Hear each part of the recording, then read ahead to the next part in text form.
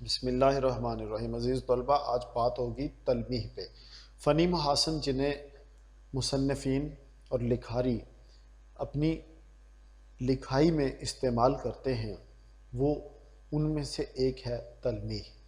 یہ فنی محاسن جو ہیں یہ ان کی لکھائی کی جان ہوتے ہیں، روح ہوتے ہیں۔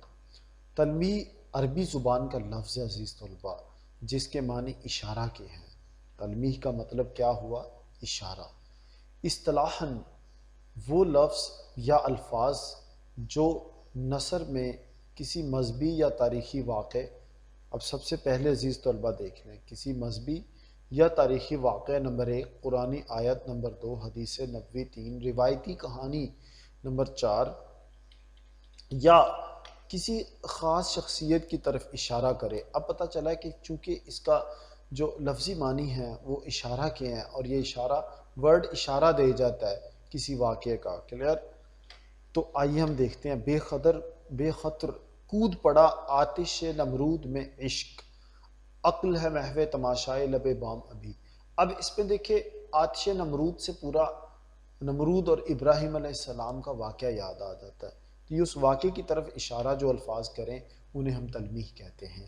اب آگے دیکھیے، ابن مریم ہوا کرے کوئی، میرے دکھ کی دوا کرے کوئی۔ ابن مریم جو عیسیٰ علیہ السلام کی طرف اشارہ ہے، تو جو کسی شخصیت کی طرف بھی ورڈ یا الفاظ اشارہ کریں گے وہ بھی کیا ہوں گے؟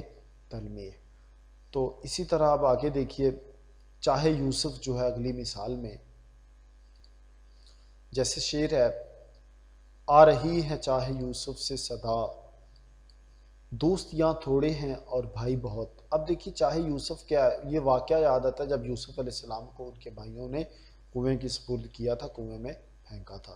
اسی طرح ایک اگلا شعر ہے، ایک کھیل ہے اورنگ سلیمان میرے نزدیک، ایک بات ہے اعجاز مسیحا میرے آگے۔ تو اس میں دو تلمیحات ہیں، ایک اورنگ سلیمان ہے اور ایک اعجاز مسیحا ہے۔ اب ہم اس کے ماضی کے پاسٹ پیپر کی طرف رجوع کرتے ہیں کہ پاسٹ پیپر کس نوعیت کے بنائے گئے تھے، اور تلمیحات میں سے پاسٹ پیپر میں کیا پوچھا گیا تھا۔ پہلا سوال جو عزیز طلبہ آپ کے سامنے ہے وہ ہے، جو کوئی کر سکا نہ وہ فرہاد کر گیا۔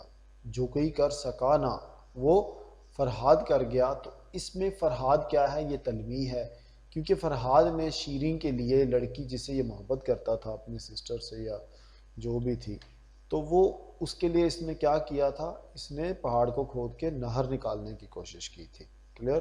تو یہ وہ فرہاد نے وہ کام کیا جو کوئی نہیں کر سکا۔ تو وہاں سے فرہاد سے ہمیں واقعہ یاد آ گیا محبت کا، کلیئر؟ کہ محبت میں کتنی بڑی سے بڑے بھی قربانی، یعنی تارے توڑ کے لیتے آتے ہیں لوگ، اس نے پہاڑوں سے نہر کھود دی تھی۔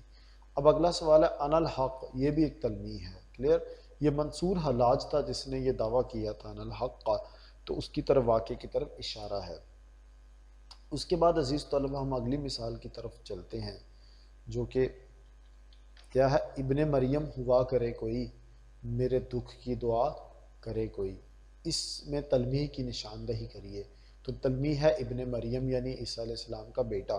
دیکھو عزیز طلبہ، بیٹوں کو ان کے باپوں کے نام سے پکارنا چاہیے، لیکن ابن مریم عیسیٰ کو ماں کے نام سے کیوں پکارا جاتا ہے؟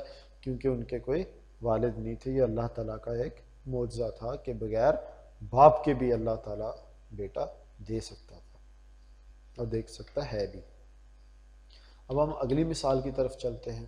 اگلی مثال ہے، آ رہی ہے چاہے یوسف سے صدا، دوست یہاں تھوڑے۔ اس شعر میں تلمیح کیا ہے؟ تو چاہے یوسف ہے، یعنی یوسف کا کنواں، یعنی جس میں یوسف علیہ السلام کو ان کے بھائیوں نے پھینکا تھا۔ وہ لفظ جو قرآنی آیت یا حدیث نبوی کی طرف اشارہ کرے عزیز طلبہ، اسے بھی تلمیح کہتے ہیں۔ اسی طرح آگے چلتے ہیں، بے خطر کود پڑا آتش نمرود میں عشق، عقل ہے محو تماشائے لب بام ابھی۔ اس شعر میں تلمیح کہاں پہ ہے؟ آتش نمرود ہے، یعنی نمرود نے جو آگ جلائی تھی ابراہیم علیہ السلام کے لیے، تو اس کی طرف اشارہ ہے، آتش نمرود کی طرف۔ آگے تلمیح ہے، ان میں تلمیح کون سی ہے؟ موتیوں جیسے دانت، شیر، پھول اور کانٹے، یا آب حیات۔ تو یہ آب حیات کا کنواں ہے جس کا پانی پی لیں پھر موت نہیں آتی۔ اور اس کے بعد آخری ہم دیکھتے ہیں وہ الفاظ یا تراکیب جو کسی تاریخی واقعہ کی طرف اشارہ کریں، انہیں تلمیح کہتے ہیں۔ تو پتہ چلا کہ تاریخی واقعے کی طرف اشارہ کرنے، اشارے کو ہی تلمیح کہا جاتا ہے، کیونکہ تلمیح کے معنی ہی کیا ہے؟ اشارہ کرنے کے۔ Thank you very much.